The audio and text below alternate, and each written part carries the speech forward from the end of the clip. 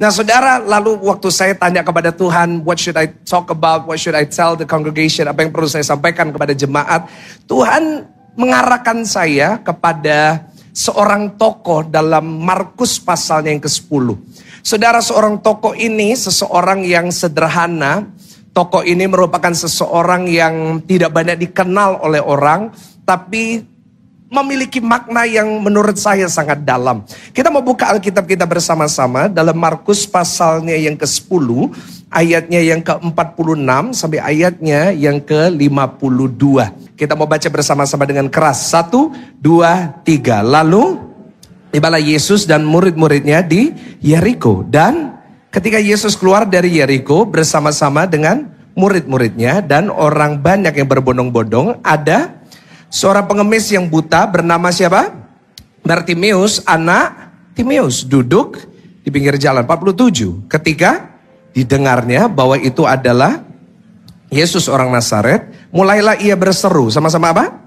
Yesus anak Daud, apa? Kasihanilah aku. Tapi lihat ayat 48, banyak orang menegurnya supaya ia diam. Perhatikan di sini. Namun semakin keras ia berseru, apa? Anak Daud, kasihanilah aku. Ayat 49. Lalu Yesus berhenti dan berkata, panggillah dia. Dan mereka memanggil orang buta itu dan berkata kepadanya, apa? Kuatkan hatimu, berdirilah, ia memanggil engkau. 50. Lalu ia menanggalkan jubahnya, ia segera berdiri dan pergi mendapatkan Yesus. 51. Tanya Yesus kepadanya, apa yang kau kehendaki supaya aku perbuat bagimu? Jawab orang buta itu, apa? Rabuni, supaya 52 sama-sama. Lalu kata Yesus kepadanya sama-sama, pergilah, imanmu telah menyelamatkan engkau. Dan pada saat itu juga lihatlah ia. Lalu ia mengikuti Yesus dalam. Tuhan arahkan saya untuk membahas seorang yang buta. Yang dikatakan dalam ayat 46, dia sedang mengemis di pinggir jalan dari satu kota, namanya tadi kita udah baca, tampilin ayat 46, yaitu kota apa saudara? Dan saya nggak tahu kenapa Tuhan memunculkan nama ini Bartimeus dalam hati saya untuk dibahas. Dan kebetulan dia juga berada di mana saudara? Di Yeriko. Bartimeus adalah seseorang yang buta, entah dia buta sejak lahir atau tidak, tapi faktanya adalah dia buta dan dia harus mengemis. Dan tidak ada satupun orang yang mau menolong dia, bahkan sering disuruh diam oleh orang-orang di sekitarnya.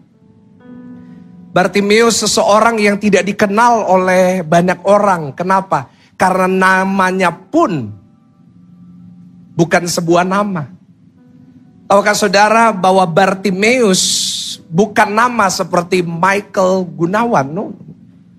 Tapi Bartimeus itu hanya nickname atau panggilan. Kenapa? Karena dikatakan tadi ayat 46 bahwa Bartimeus anaknya siapa saudara? Timeus. Bernama Bartimeus, lanjutkan ke slide berikutnya. Bartimeus anak Timeus. Nah kenapa namanya Bartimeus? Karena Bar artinya anaknya, Timeus namanya siapa? Papanya.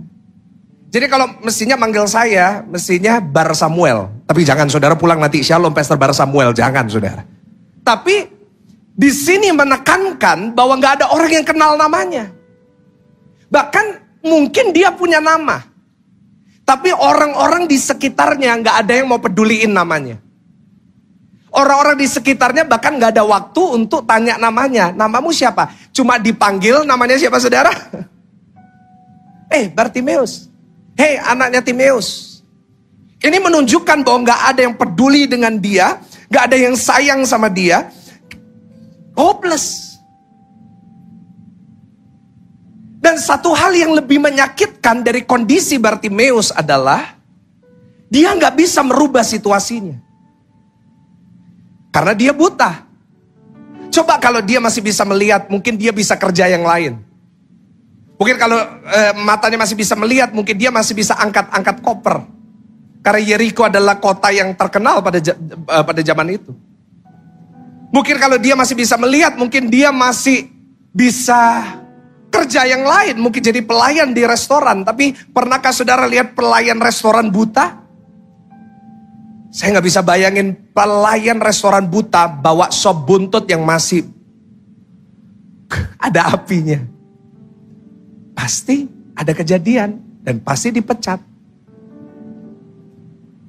Bartimeus gak bisa merubah situasinya. Beberapa penafsir berkata dia sudah umur 40-an. Dan bagi dia hopeless. Gak ada jalan keluar. Saudara, saya tanya kepada Tuhan, Tuhan kenapa Tuhan mau saya bicara Bartimeus kok jauh banget? Dari kita udah bahas sungai Yordan, kota Yeriko. Kita minggu lalu sudah membahas tentang kota kecil namanya kota apa? Ai. Kok Tuhan bawa saya Bartimeus? Nah, dan Tuhan tujukan kepada saya bahwa ada saudara yang mengikuti ibadah ini, baik saudara onsite maupun saudara online. Berapa ribu saudara online, saya menyapa saudara semua. Saudara sedang mengalami apa yang dialami Bartimeus. Apa itu? Saya catat di slide. Apa yang dialami oleh Bartimeus adalah ketidakmampuan untuk merubah situasinya. Bahwa saudara udah gak ada jalan lagi untuk merubah situasi saudara. Udah terlanjur, Pak. Mungkin saudara hari ini berada dalam situasi di mana kondisi saudara udah sulit untuk dirubah. Pastor Michael, suamiku itu udah aku doain 12 tahun. Tapi dia gak mau berubah. Tetap kepala batu. Bu, saya kasih tahu ya Bu. Kalau suaminya ibu kepala batu, jangan dimarahin Bu. Tapi kepalanya digosok, siapa tahu jadi batu akik Bu. Tapi banyak orang berkata, Pastor saya udah doain puluhan tahun. Tapi suami saya gak mau berubah. Saya tetap tertekan di rumah. Mungkin saudara berada dalam situasi, saudara baru kehilangan uang. Dan saudara udah gak ada jalan lagi, gimana? Merubah situasi saya. Dan hal ini bisa terjadi bukan hanya dalam aspek keuangan. Tapi bisa juga bicara tentang keluarga saudara maupun kondisi tubuh saudara yang sakit. Bartimeus gak punya apa-apa untuk bisa merubah situasinya. Bahkan orang bisa aja kasih dia satu julukan madesu. Apa tuh madesu? Masa depan? Dia gak bisa ngerubah apa-apa. Dan mungkin hari ini ada orang-orang itu di antara saudara, saya gak tahu. Tapi mungkin hari ini saudara sedang menghadapi jalan buntu seperti itu. Mungkin saudara sedang menghadapi satu jalan di mana saudara gak bisa ngerubah situasi saudara. Jalan buntu saudara hadapin, tembok kemustahilan saudara hadapin. Tapi pesan Tuhan buat saudara, Tuhan selalu punya cara untuk menolong saudara. Ya percaya, kasih tepuk tangan yang paling meriah, tepuk tangan. Saya catat dalam jalan buntu pun, Tuhan selalu punya jalan. Mungkin hari ini saudara udah ngadepin satu situasi di mana Pak udah gak ada jalan lagi. Tapi ingat, dalam Tuhan, Dia punya 1001 cara untuk menolong saudara dan saya. Bagi Bartimeus gak ada harapan buat dia. Gak ada jalan buat dia bisa jadi orang sehat. Gak ada harapan buat dia untuk bisa melakukan perkara yang dahsyat. Tapi saat dia bertemu dengan Yesus, apa yang terjadi? Di mana manusia lihat gak ada jalan, Tuhan bisa menunjukkan jalan yang ajaib bagi dia. Doa saya adalah hari ini saudara yang datang, saudara akan mengalami jalan yang ajaib itu. Yang setuju katakan amin. Karena itu saya berikan tema dari khotbah ini. Saya gak boleh lama-lama khotbahnya. Judul khotbah saya adalah menemukan Tuhan di jalan yang buntu. Ulangin sama-sama dengan saya. 1, 2, 3. Menemukan Tuhan apa? Di jalan yang buntu. Saudara di rumah tulis di live chat. Mungkin agak panjang gak apa-apa. Menemukan Tuhan di jalan yang buntu. Bartimeus harus menghadapi jalan yang buntu. 3 hal yang harus dia alami. 3 penghalang jalannya Bartimeus untuk pemulihan. Yang pertama, dia buta. Sejak lahir mungkin. Dia kemana-mana harus dituntun. Kerjaannya cuma minta-minta. Yang kedua, yang menghalangi jalannya Bartimeus adalah dia seorang pengemis. Dia miskin. Dibuang sama keluarganya. Saya bisa bayangin kalau Bartimeus masih punya keluarga, nggak mungkin dia jadi pengemis. Setuju dengan saya? Minimal kalau dia punya opa oma, minimal dia masih punya saudara sepupu atau om atau tante. Mungkin dia nggak akan pengemis, tapi dia udah nggak punya apa-apa. Dia nggak punya nama. Tapi di jalan buntu dalam hidup Bartimeus, di mana seakan-akan udah nggak ada jalan, Tuhan tujukan jalan yang baru bagi dia. Dan mungkin hari ini saudara ada yang ngalamin itu, Pastor, itu yang saya alamin. Gak ada jalan lagi buat saya. Dan saudara, seringkali orang seperti Bartimeus akan gampang menyerah. Kenapa? Karena orang yang ngalamin persoalan, orang yang ngalamin tantangan, orang yang ngalamin jalan buntu, kadang-kadang itu akan mengalami persoalan yang lebih daripada masalahnya gitu. Seperti Bartimeus, dia bukan cuma ngalamin masalah buta, pengemis, tidak punya nama. Tapi ada orang-orang di sekitarnya yang membuat dia semakin terpuruk. Contohnya apa? Mungkin Bartimeus yang buta itu, dia dihakimi sama orang lain. Dia dihakimi. Kenapa? Dia sakit, dia buta. Saudara, ada pertanyaan-pertanyaan yang mungkin muncul. Bartimeus kenapa ya kok bisa buta? Seperti banyak dari kita, mungkin kalau kita dengar orang kena masalah, kita selalu menghakimi. Ini mungkin ada dosanya. Oh, mungkin ini karena ada kutuk keturunan. Mungkin karena ini. Kita mulai suka menghakimi. Contohnya di mana? Coba buka. Yohanes 9 ayatnya yang pertama sampai ayat yang kedua. Ini kebiasaan orang Kristen. Coba Yohanes 9 ayatnya yang pertama sampai ayat yang kedua. Yohanes pasal yang ke-9 ayat yang pertama sampai ayat yang kedua. Sama-sama baca dengan saya. 1, 2, 3. Waktu Yesus, apa saudara? Sedang lewat, ia melihat.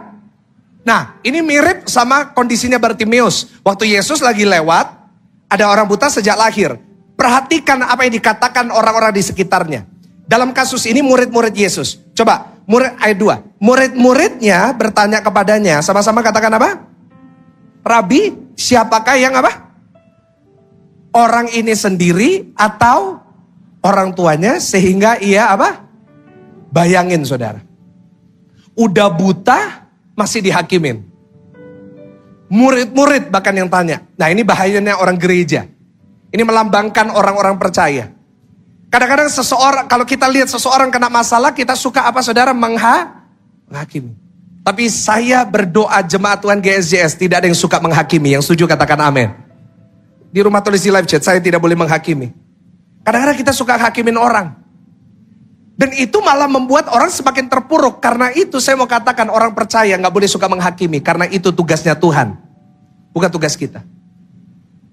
Tapi Bartimeus pasti mengalami keterpurukan. Karena bukan hanya dia miskin, dia buta. Tapi orang-orang di sekitar dia mungkin ngomong, kenapa ya ini ya?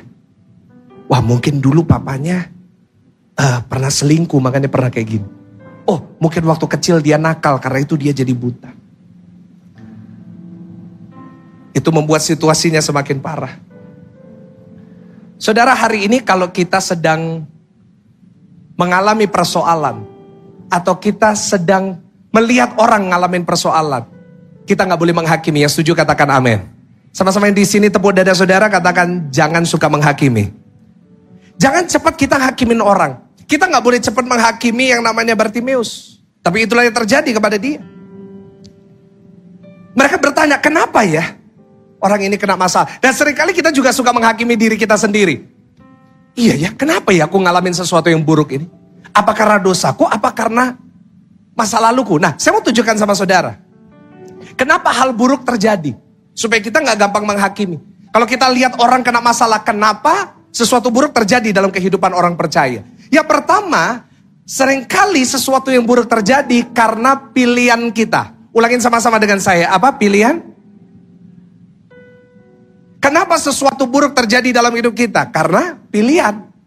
Karena kita membuat pilihan yang buruk, karena itu kita kena masalah. Seperti Lot. Lot memilih tanah dekat Sodom dan Gomora. Akhirnya apa yang terjadi? Akhirnya yang terjadi adalah dia ikut jadi bagian dari Sodom dan Gomora. Kadang-kadang pilihan kita Bapak Ibu Saudara yang membuat hal buruk terjadi dalam hidup kita. Ada banyak orang rugi dalam investasi, kenapa? Karena pilihan. Yang kedua, kenapa hal buruk terjadi? Karena pilihan orang lain. Karena mungkin ada orang-orang di sekitar kita yang membuat keputusan yang buruk sehingga itu menimpa kita. Tapi saudara, saya mau tujukan saudara hal yang ketiga supaya kita gak gampang menghakimi. Kenapa sesuatu buruk terjadi? Mungkin bukan karena pilihan kita. Mungkin bukan karena pilihan orang lain. Tapi karena pilihan Tuhan. Ulangin sama-sama dengan saya, karena apa pilihan? Kenapa? Supaya nama Tuhan dipermuliakan. Coba buka Yohanes 9 ayat yang ketiga. Yohanes pasal yang ke-9 ayat yang ketiga dikatakan apa? Yohanes 9 ayat yang ketiga. Yohanes 9 ayat yang ketiga. Sama-sama dengan saya baca. 1, 2, 3. Jawab Yesus. Bukan dia dan bukan juga orang tuanya. Bukan salahnya dia. Bukan salahnya orang tuanya. Tetapi karena pekerjaan-pekerjaan Allah yang harus dinyatakan.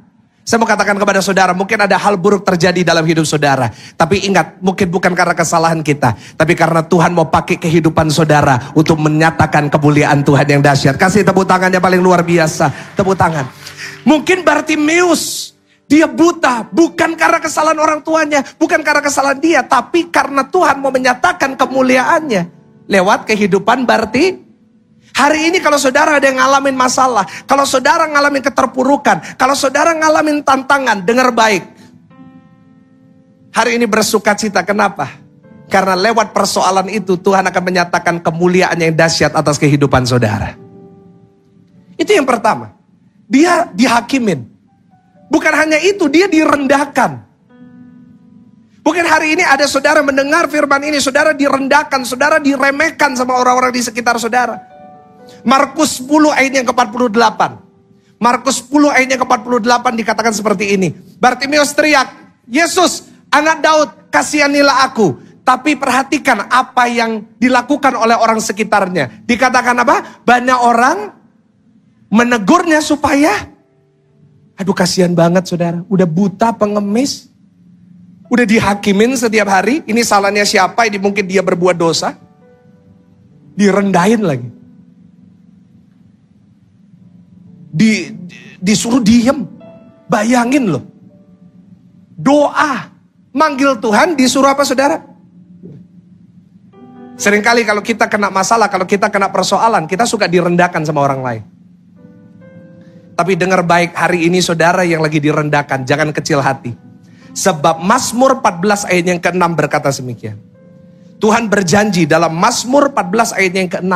Bagi saudara yang sedang direndahkan. Dikatakan seperti Mazmur 14 ayatnya ke-6. Sama-sama baca dengan saya. Kamu dapat mengolok-olok maksud orang yang tertindas. Tapi Tuhan adalah tempat. Hari ini percayalah saudara sedang direndahkan. Hari ini saudara ada di perlindungan Tuhan. Dan Tuhan akan mengangkat saudara. Sebab orang yang ditindas akan diangkat oleh Tuhan. Yang percaya kasih tepuk tangan yang paling meriah. Tepuk tangan yang paling dahsyat. Itu Bartimeus. Mungkin dia dihakimi, dia direndahkan, dia ngalamin tantangan, dia ngalamin jalan buntu. Tapi saat dia bertemu dengan Tuhan, Tuhan membukakan jalan bagi dia. Setelah bertemu dengan Tuhan, dia nggak lagi pengemis, dia nggak lagi buta, dia nggak lagi dihina dan direndahkan. Tapi justru hari ini di Pakuwon Mall, di tahun 2022, kita lagi membahas tentang dia. Karena itu hari ini saya mau katakan kepada saudara yang lagi ngalamin jalan buntu. Jangan kecil hati ya. Saudara jangan menyerah hari ini. Sebab seperti Bartimeus, Tuhan mau katakan kepada saudara, sebentar lagi, di waktu yang tepat yang Tuhan tentukan, Tuhan akan memulihkan keadaan saudara. Ya percaya sekali lagi tepuk tangan yang paling dahsyat, tepuk tangan. Saya mau tutup khotbah ini dengan menunjukkan kepada saudara. Kenapa Bartimeus bisa mendapat jalan keluar dari jalan buntunya? Karena hampir saja dia berhenti dan dia gak dapat jalan keluar itu. Saya berdoa setiap saudara yang mendengar firman ini. Baik saudara yang secara live maupun rerun. Maupun mungkin berapa tahun dari hari ini. Mungkin saudara mendengar ini gak sengaja di handphone saudara. Tapi dengar baik hari ini Tuhan sediakan saudara jalan keluar. Tapi respon kita harus tepat. Nah saudara, yang pertama, kenapa Bartimeus mendapatkan jalan keluar saat dia menghadapi jalan buntu? Yang pertama, kita buka Markus 10 ayatnya ke-48. Ada 2 poin yang saya mau bagikan kepada saudara. Markus 10 ayatnya ke-48. Markus 10 ayatnya ke-48 berkata demikian. Banyak orang menegurnya supaya ia diam. Perhatikan kalimat ini. Dikatakan namun semakin apa saudara? Semakin keras ia berseru, anak Daud, kasihanilah. Hampir saja dia nggak dapat. Tapi saudara, poin yang pertama, kenapa Bartimeus mendapatkan jalan keluar?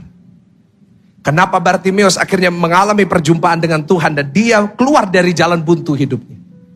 Catat yang pertama, karena dia tidak berhenti mencari Yesus. Ulangin sama-sama dengan saya, apa dia tidak berhenti apa saudara? Yang di rumah tulis di live chat, saya tidak boleh berhenti mencari Yesus. Saudara, dikatakan orang-orang suruh dia diam. Shut up. Mungkin bahasa Inggrisnya gitu. Mungkin kalau Bartimeus lagi di Surabaya, paling diomongin, "Wes menengoh. Jangan rame-rame. Diam." Tapi dia semakin keras. Semakin apa saudara? Bahkan bahasa aslinya itu memakai kata kerazo. Ulangi sama-sama apa saudara? Keras. Kerazo itu kalau dalam terjemahan aslinya itu bunyi suaranya seperti burung gagak. Ya mirip saudara, saya tahu saudara ya. Kalau minggu lalu saya monyet, ini burung gagak. Itu digambarkan seperti burung gagak. Artinya apa? Ini akar kata dari kerazo, crazy, seperti orang gila. Semakin keras, dia nggak berhenti, tapi semakin kerazo, semakin gila, semakin cari, semakin keras. Meskipun orang di sekitarnya suruh dia diam, meskipun orang di sekitarnya bilang kamu nggak ada harapan, meskipun orang di sekitarnya berkata kamu terkutuk, tetap cari Tuhan. Yang setuju katakan amin. Coba saudara datang sama keluarga kasih tahu, ayo tetap cari Tuhan. Berapa banyak dari kita, saat kita dengar perkataan orang seperti Bartimeus, kita ingin cepat menyerah. Mungkin saudara dengar perkataan orang tua saudara bilang, kamu ini gak ada harapan memang. Atau mungkin teman-teman saudara bilang, memang kamu ini ada kutuknya mungkin. Hari ini pesan Tuhan buat saudara, jangan cepat nyerah. Yang setuju katakan amin. Jangan karena perkataan orang terhadap saudara membuat saudara mau menyerah. Bartimeus dengar orang di sekitarnya. Ayat 48 dikatakan, Markus 10 ayatnya ke-48. Tetap tampilin. Dikatakan banyak orang, berarti bukan cuma satu, tapi banyak orang. Lebih dari satu, mungkin 2, 3, 4. Tapi dia tetap cari Tuhan, dia gak nyerah. Begitu juga dengan saudara, setan boleh suruh saudara menyerah. Tapi orang percaya gak boleh suka menyerah. Saudara, kalau saya mau dengar perkataan orang, saya pasti sudah menyerah dari dulu untuk jadi pendeta. Mungkin hari ini belum dijawab. Mungkin saat saudara berdoa satu kali belum dijawab. Tapi besok tetap doa lagi. Yang setuju katakan amin. Untung aja Bartimeus gak berhenti waktu disuruh berhenti. Ya kan? Untung aja Bartimeus gak berhenti waktu disuruh diam. Malah ayat 48 berkata semakin keras. Coba kalau Bartimeus berhenti. Mungkin dia kehilangan kesempatan untuk sembuh. Mungkin sampai dia mati, dia buta. Tapi meskipun disuruh diam, dia gak berhenti cari Tuhan. Yesus anak Daud kasihanilah aku, disuruh diam. Tetap teriak semakin keras. Jesus son of David, have mercy on me. Itu yang harus kita contoh dari Bartimeus. Jangan sampai kita kehilangan kesempatan mengalami mujizat Tuhan. Hanya karena kita mau menyerah. Hanya karena kita gampang menyerah. Orang yang gampang menyerah, orang yang gampang berhenti di tengah jalan, itu penangkal berkat. Apa cirinya orang yang suka menyerah? Yang pertama, negatif orangnya. Orang negatif seringkali kehilangan kesempatan untuk menerima mujizat Tuhan. Tanya gimana kabarnya? Yo ngene-ngene ae. Ditanya kabarnya gimana? Yo tambah soro yo. Saya pernah ketemu sama seorang bapak. Pak gimana kabarnya? Iya rambutku tambah tipis. Tuh gak ada yang tanya. Gak ada yang tanya sama dia tentang rambutnya. Dia udah cerita. Orang yang gampang nyerah, orangnya negatif. Yang kedua, suka nyalain orang lain. Ngalamin masalah selalu ngomong dulu. Iya karena dulu aku ditipu orang. Iya karena dulu aku kayak gini. Aduh kok tahu nggak ya pastor ya. Saya tuh dulu kaya. Saya nggak perlu tahu tentang dulu saudara. Yang saya pedulikan masa depan saudara. Tapi kita suka nyalain orang lain. Iya ya karena papaku dulu itu aduh salah jalan. No. Jangan suka nyalain orang lain. Dan yang ketiga, ciri-ciri orang yang suka nyerah, rendah diri. Sukanya ngomong negatif tentang dirinya, aduh ya memang kayak gini ya, minder gitu. Tapi saya mau katakan kepada saudara hari ini, jangan sampai kita jadi orang yang gampang menyerah. Bapak ibu saudara, Bartimeus tidak berhenti berdoa dan berseru kepada Tuhan. Belum kelihatan hasilnya, Tuhan gak anggap seakan-akan. Dia tetap teriak, dia tetap berseru. Mungkin hari ini jawaban doa saudara belum terlihat. Mungkin seakan-akan Tuhan diam dalam hidup saudara.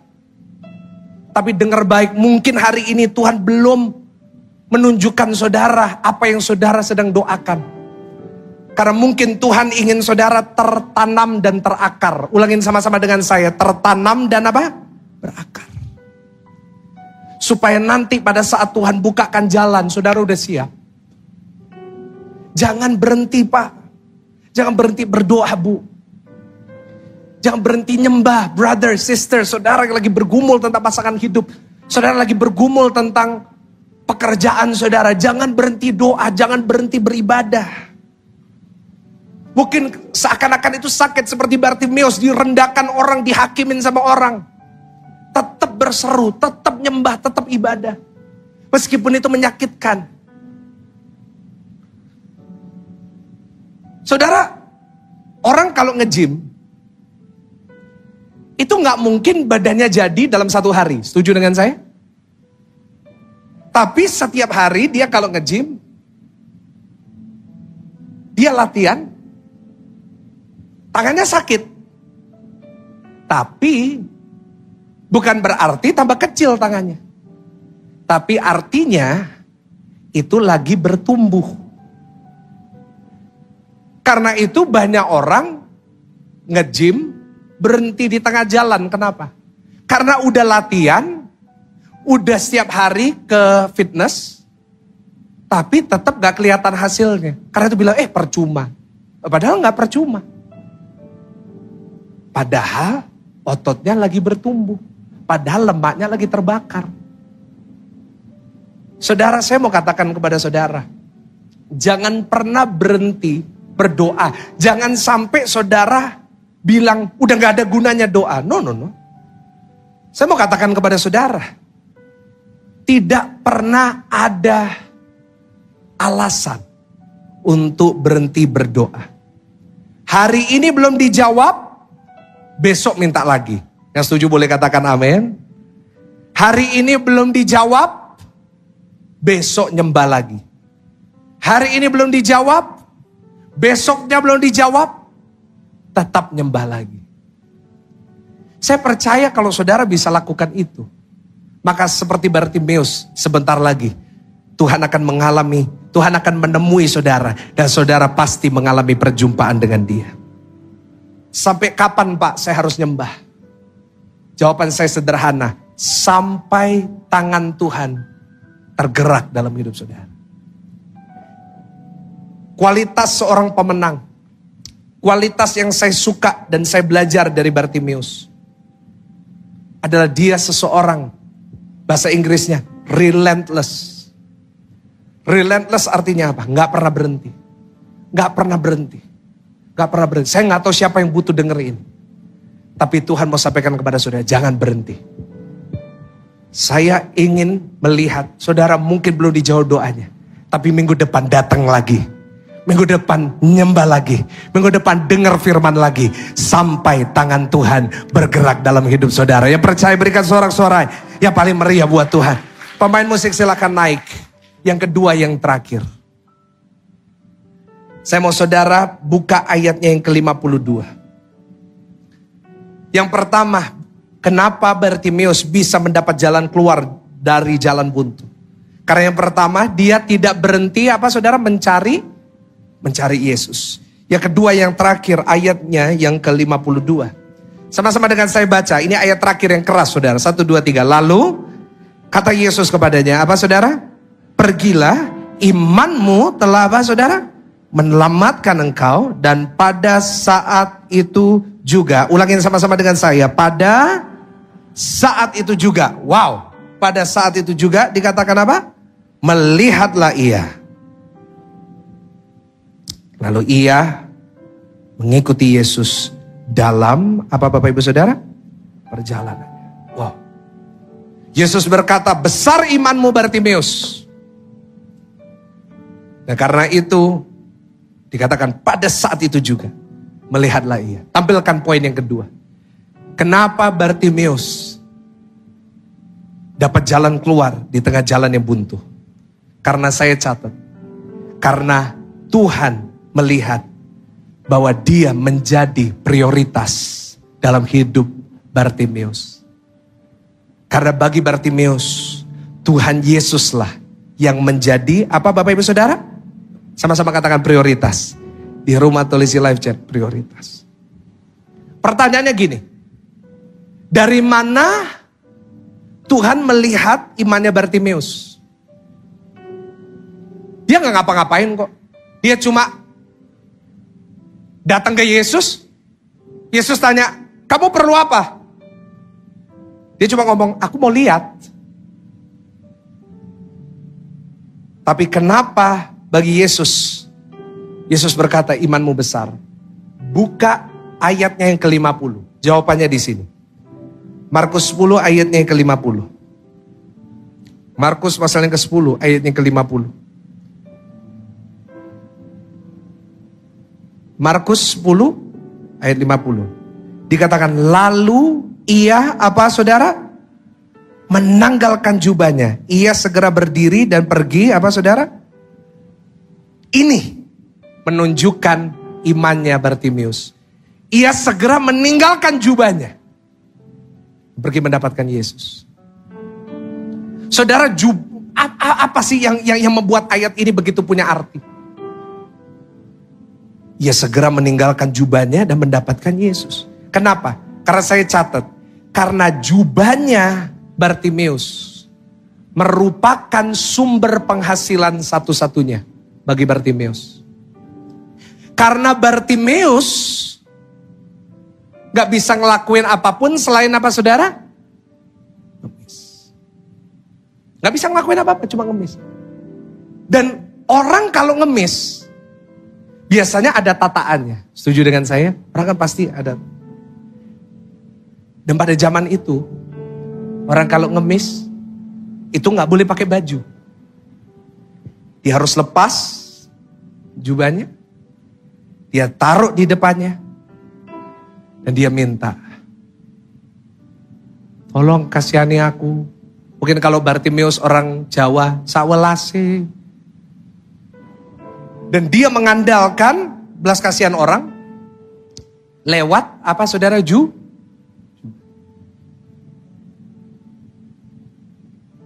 Itu satu-satunya sumber, yaitu jubahnya.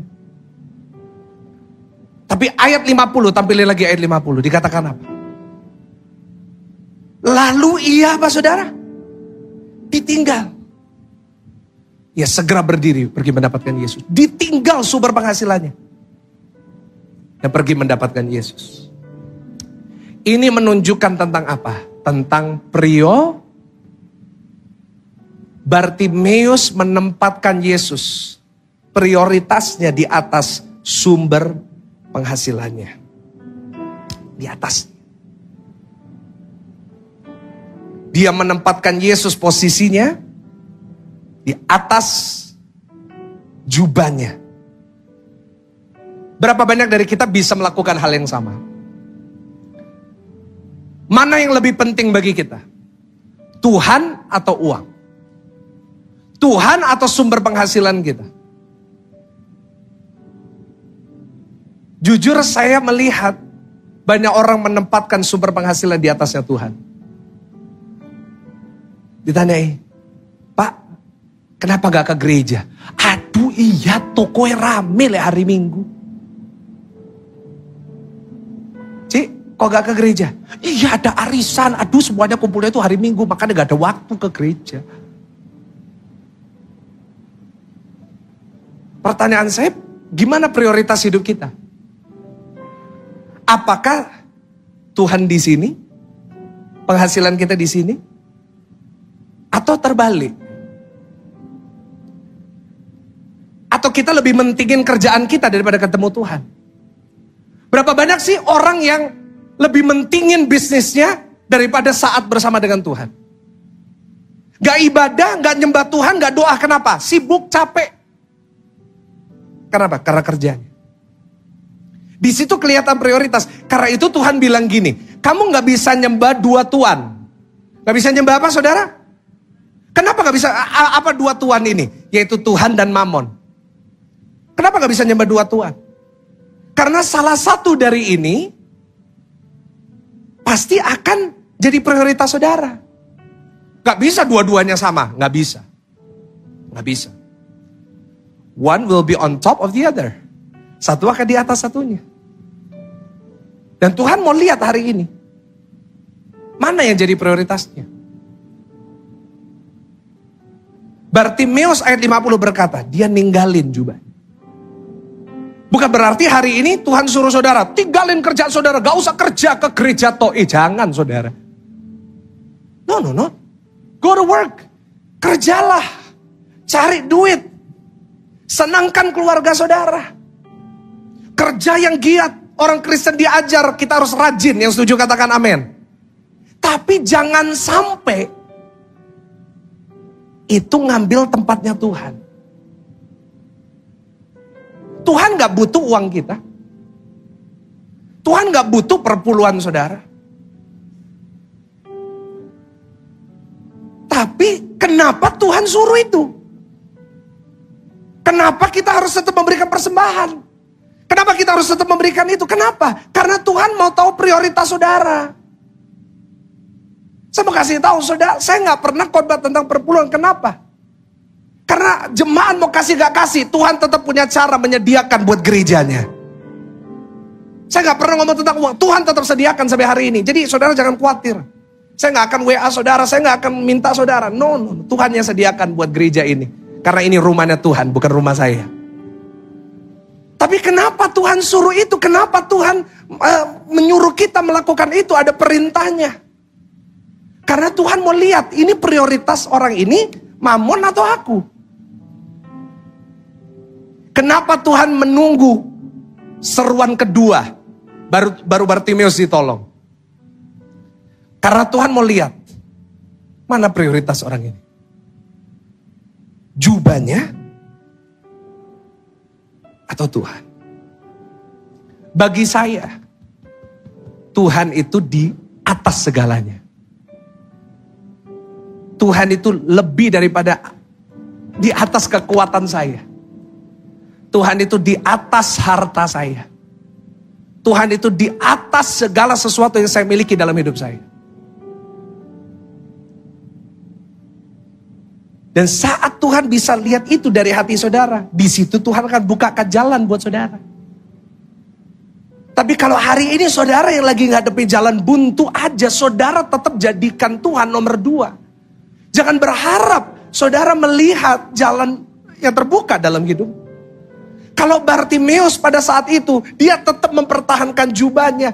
Dia tetap ngeringkesin dulu yang namanya jubahnya yang penuh dengan uang itu. Kalau dia ngeringkesin dulu, mungkin Yesus sudah jalan jauh. Karena Yesus sibuk. Tapi dikatakan segera ia berdiri, lari sama Tuhan. Itu menunjukkan bahwa Yesus di atas semuanya ini. Apa yang terjadi? Saat Tuhan Yesus lihat Bartimeus menjadikan dia prioritas di atas sumber penghasilannya. Tuhan Yesus memberikan jaminan dia gak akan pernah minta-minta lagi. Matanya dibukakan dan dia melakukan perkara yang dahsyat. Hari ini yang Tuhan mau lihat itu hati saudara. Kalau kita ke gereja gak pernah kasih hati kita sepenuhnya sama Tuhan, jangan berharap masalah kita selesai. Karena Tuhan jadi prioritas saja gak bisa. Tapi hari ini saudara datang ke gereja, saudara dengan hati yang rindu dan haus. Saudara datang, saudara nyembah, saudara sujud di altar Tuhan. Saudara berkata, Tuhan Engkau segalanya bagiku. Maka saya yakin dan percaya, boleh jalan buntu sebuntu apapun, Tuhan selalu punya cara untuk menolong saudara. Kasih tepuk tangan sambil bangkit berdiri, sambil bangkit berdiri. Saya mau berikan saudara kalimat terakhir sebelum saya doa. Satu kalimat yang menjadi pegangan saya. Satu kalimat yang jadi pegangan saya dari tahun ke tahun, dari tahun ke tahun dalam pengembalaan saya. Saya yakin saudara jemaat dari Ciputra World waktu itu, hari ini pindah ke Pakuan, saudara pasti tahu kalimat ini. Yaitu saya catat, Jesus plus nothing is better than everything minus Jesus. Saya ulangi sekali lagi. Jesus plus nothing is better than everything minus Jesus. Artinya apa? Saya boleh gak punya apa-apa. Saya boleh gak punya kekuatan. Tapi kalau saya punya Yesus dalam hidup saya, itu lebih baik daripada kalau saya punya semuanya tanpa Yesus. Tuhan selalu punya cara untuk menolong kita. Karena itu yang kita kejar, jangan semuanya ditambahkan kepadamu. Kalau gak salah saya catat, jangan sampai kita fokusnya sama jawaban doa, sampai kita lupa sumbernya. Jangan kita prioritasnya selalu, Tuhan jawab doaku, Tuhan sembuhkan aku, Tuhan berkati aku, Tuhan pulihkan aku. Tapi sampai kita lupa sumber. Apakah Yesus penting bagi saudara? Apakah seperti Bartimeus, saudara rela tinggalin semua? Aku mau ikut Yesus. Baru di situ saudara lihat,